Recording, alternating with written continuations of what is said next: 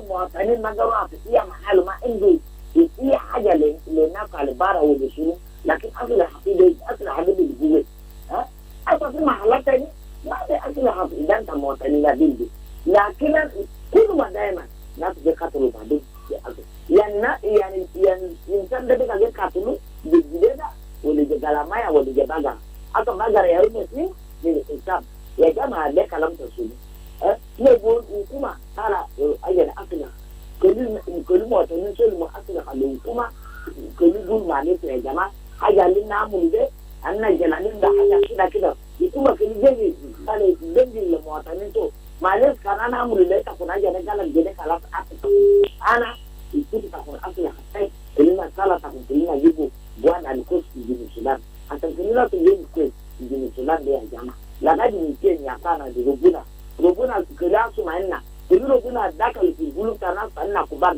مواطنين ما عندهم كلام. Sounds of the Week on iRadio.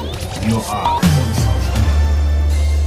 live from Juba, on air and online. This is iRadio News. Hello, this is iRadio News, but first here are the headlines. The South Sudan People Defense Force confirmed that Sudanese soldiers surrendered their weapons to the SSPDF after retreating from the oil-rich Hijlich area along the border. A new report by MSF warns that South Sudan's health system is on the verge of collapse as the violence escalates across the country and international support continues to decline. And the executive director of Mangala Payam in Juba County, Juma Marcelino, has accused a group of armed land grabbers of forcefully seizing their land, escalating insecurity and destroying property along the Juba-Bor Road before reaching Mogiri. These stories and more coming to you in this news bulletin with me, Diko D Andrew. Now the news in details. The South Sudan People Defense Force SSPDF confirmed that the Sudanese soldiers surrendered their weapons to the SSPDF after retreating from the oil-rich Hijlich area along the border. The troops were reportedly withdrawn from Hijlich oil field by the Sudanese Rapid Support Forces RSF. A video obtained by iRadio shows the surrendered Sudanese Army arsenal.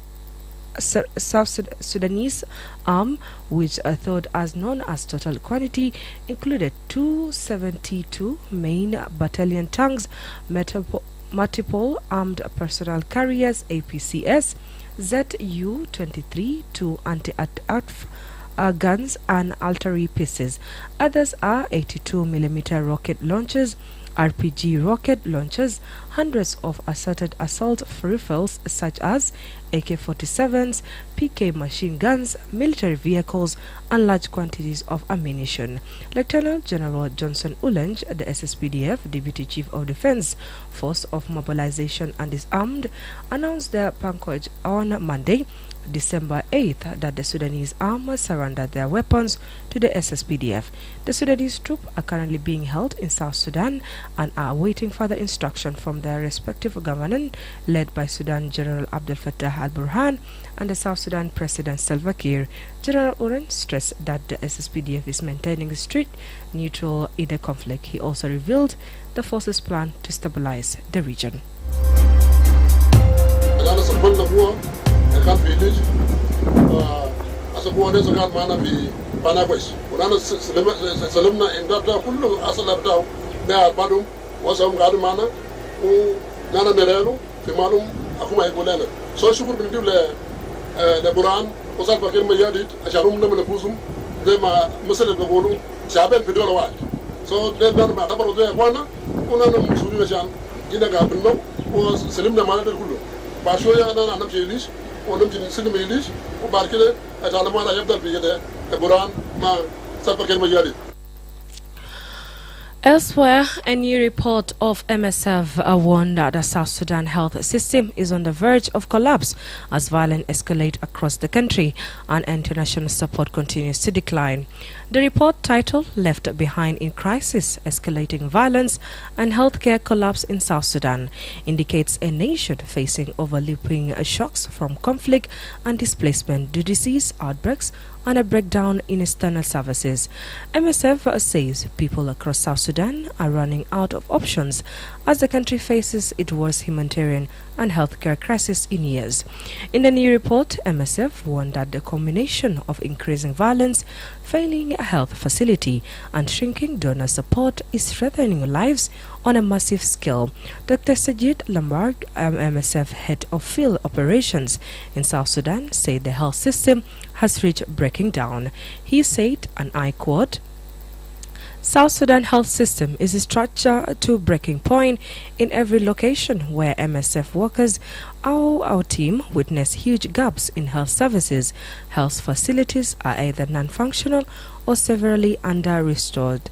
Chronic shortage of medicine and staff mean that the people are dying from preventable and treatable diseases. Health facility needs support on the ground, not on paper. End of quote. According to a report, violence between government forces, opposition group, and non-state armed groups surged sharply this year, the worst escalation since the 2018 peace deal. The United Nations estimated that since January, more than 320,000 people have been newly displaced and at least 2,000 civilians have been killed. MSF health team have been treating heat consequences between April and November alone. The organization treated 141 trauma patients in Malakal, including women and children, many suffering from gunshot wounds and burns from bombarding. And it's not just the fighting that taking lives.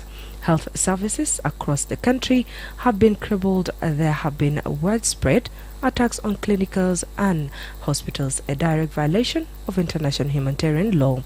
MSF says it experienced a targeted attack on its staff facilities, and this year in Central Equatoria, Jungule, and Upper Nile State. 2 hospitals in Wulang and Old Fangag were forced to shut down. And on December 3rd, an MSF facility in Peri was hit by airstrike. More airstrikes followed that same day in Langen, where MSF also operates. The collapse of the healthcare is especially devastating for communities already facing multiple emergencies, conflict, displacement, food and malnutrition, and one of the largest cholera outbreak in the country has ever seen. Even the government flagship health sector transformation project, backed by donors including the World Bank, UNICEF, and EU, has struggled to keep it up. The program initially aimed to support more than 1,100 health facilities. Today, only 816 facilities receive support, and many of them still lack basic medicines and staff. One mother in touch told MSF that even when she reaches a clinic, there's often nothing available. Malaria, the leading cause of the death in South Sudan, remain a major threat. This year, nationwide stock out of malaria drugs left thousands without treatment during peak season.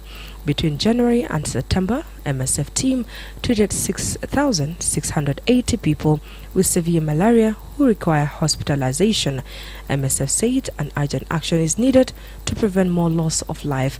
The organization is calling for international donors for renewal thereon commitments, saying the humanitarian response is failing to meet raising needs. It's also urged the government of South Sudan to increase health spending. Despite signing the Abuja Declaration, which commits countries to allocate 15% of their national budget to health, South Sudan currently allocates just only 1.3%. Dr. Lambert said the world must not look away the situation in the country at the catastrophic the urgent need of people in South Sudan demand coordination, action, a renewed commitment, and genuine international solidarity, adding that the world cannot look away. As the country closes out 2025, MSF warns that without immediate action, including protection of civilians, respect for health facilities, and immediate humanitarian access, South Sudan worsening crisis could leave even more people without the life-saving care they depend on. You're still listening to iRadio Afternoon News. Elsewhere, the executive director of Mangala Payam in Juba County, Juma Marcelino, has accused a group of armed land grabbers of forcefully seizing their land, escalating insecurity and destroying property along the Juba Board Road before reaching Bogiri. Marcelino said he personally witnessed the aftermath of attacks during an informed visit, describing residents being beaten and chased out of their houses. According to the Payam official, the land grabbers are erecting houses in gardens along the Nile River, destroying crops and homes for the villagers, and he happened to be saying this.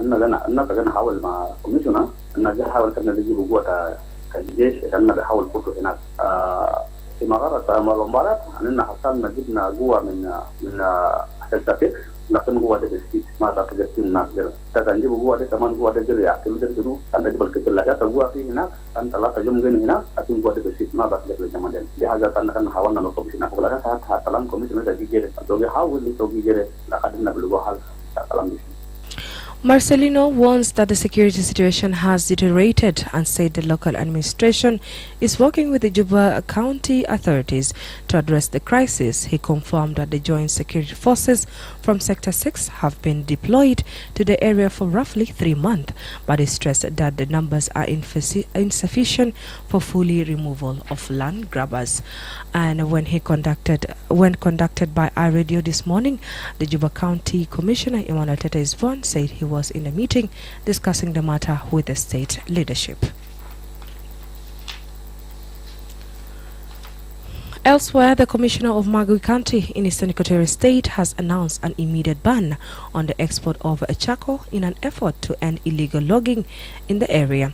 In an order issued yesterday, Commissioner Poli Benjamin directed a complete ban on export of charcoal produced in Marko County to other countries, and he said the move is meant to enforce earlier directives by Governor Louis Lobong Lojore and the Minister of Agriculture, Environment and Forestry, which prohibited illegal logging.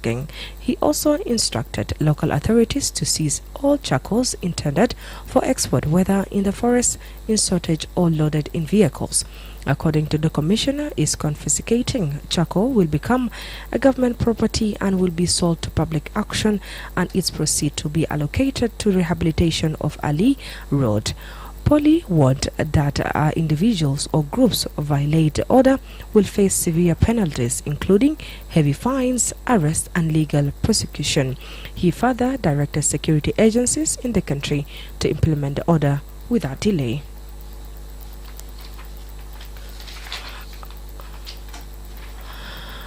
And lastly, authorities in East County of Warab State has said that suspect criminals behind Tuesday's killing of a header in Deng Paya village were wounded during the clash with security forces, but managed to escape, promoting an ongoing manhunt. The incident occurred when 2 suspect criminals from Wonlit and Nyongpok Payams allegedly ambushed and killed a cattle header in rated 15 cows. The victim, identified as Merul Aro, was reportedly driving his herd from Tonch Town to Makwech Payam in Tonch East. When he was attacked, his livestock is stolen. Speaking at the crime scene on Wednesday morning, Tonch East County Commissioner Abraham Chui say security forces were immediately dispatched after his office received the report. According to him, the suspects were not shot and injured during the pursuit, and all the stolen cattle were recovered, and he happened to be saying this.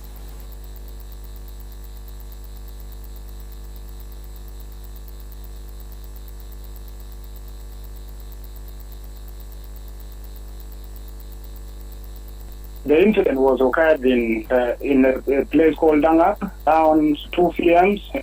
Yesterday in the evenings. what was happening, it was between the two combined criminals, the criminal of Woolwich and the criminal of Navagok. They were made a deal to ambush one of the citizens of Luanyang who was driving 15 cows from Toi to Luanyang. So they were ambushing him. They killed the citizen called Mariel Marilaro. He's a citizen from Makwanyagwayadel. And then after we had the information, our forces which were deployed on the ground ran under the criminals until they met the criminal. The fighting was occurred between the criminal and our forces on the ground. The cattle were recovered back by our forces and two criminals were wounded. And on our side, our forces are safe. The county officials said that although the wounded suspect escaped, they are believed to be in critical condition, and security forces have intensified their efforts to track them down with their names identified. He added that a heavy deployment has been put in place to ensure the suspect do not receive medical assistance from any facility in the area. Yeah, already we have deployed forces there. He is now in Danga. He is now stationed in Danga, and we are now searching for those criminals to be apprehended because we have identified their names both from Woolwich and Navago. We have identified their names, and we are now in the process searching them to be apprehended, and they will be brought to the book. They are the one who killed the person, and even the person, the one who killed the person is now injured. He is now wounded. We deployed forces along the road to see which hospitals are they going to take them to for further treatment. Commissioner Majuisei assured the public that overall security situation in Tonj is calm, describing the attack as an isolated incident. This development comes a day after Commissioner announced plans to carry out a forceful disarmament of armed civilians in Tonj East County. With that being, we came to an end with our local news. Up next with my colleague Wilma Pal with international news. From the regional international scene, the Uganda Police Force has expressed regret over violent conduct by its officers and UPDF soldiers who were filmed beating civilians and supporters of National Unity Platform presidential candidate Robert Chagulanyi during Saturday's campaign stop in Gulu City.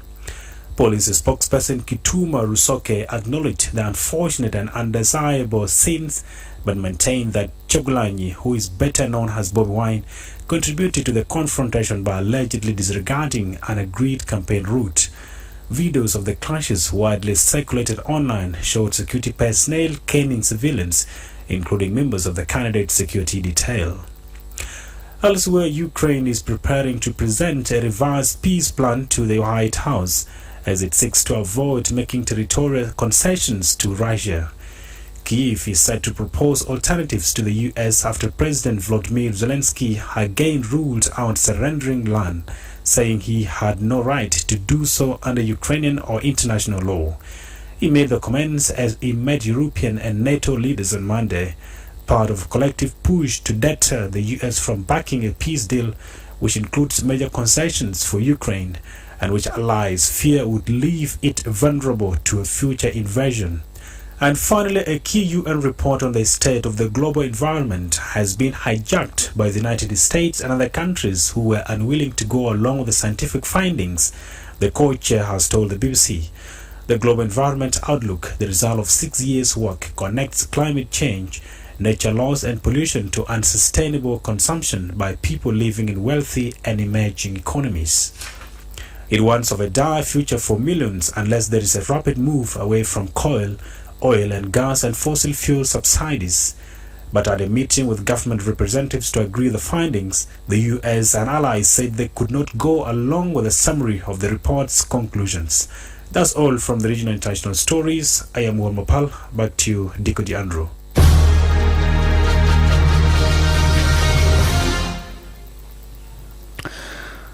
Now in the world of sport, we're starting with domestic updates. Today in the South Sudan Premier League, Juba Jamus will face Juba Malakia in a postponed match from week 9. A win for Jamus will lift them to second place, tied with Katoro on 26 points, while a victory for Malakia will see them climb to third place, level with Juba Rams on 23 points. Juba Malakia had recently won against Qatar in the Juba Derby, which boosts the team's morale heading into the match. In yesterday's matches, Lion Hunters secured their first ever win in the Premier League, defeating Al Hilal Wow 4-2. This victory moves them up to second place with only 4 points, leaving Al Hilal Wow at the bottom with just 3 points. In another match, Bantu City defeated Olympic rank 4-0, advancing to 10th place with 10 points, while Olympic rank dropped to 11th place with 8 points. In NBA, LeBron James and Luka Doncic scored 60 points between them to fire the Los Angeles Lakers to 112-108 win against the Philadelphia 76ers. James scored 29 points along with 7 rebounds and 6 assists, and 12 of his tallies came in the fourth quarter. The 76ers had leveled the match at 105 apiece with the 1 minute and 29 seconds remaining before James scored 5 consecutive points as the Lakers went to seal the victory. Doncic had returned to the Lakers lineup, having missed the previous 2 games in a round of 3 on the road following the birth of his child. We say congratulations. He registered a triple-double of 31 points, which was a game-high 15 rebounds and 11 assists. And finally, Isaac Cruz retained his WBC interim super lightweight title with a controversial majority draw against Lamont Roach in Texas. Mexican Cruz knocked the American down for the first time in their career with a fierce left hook in the 3rd round.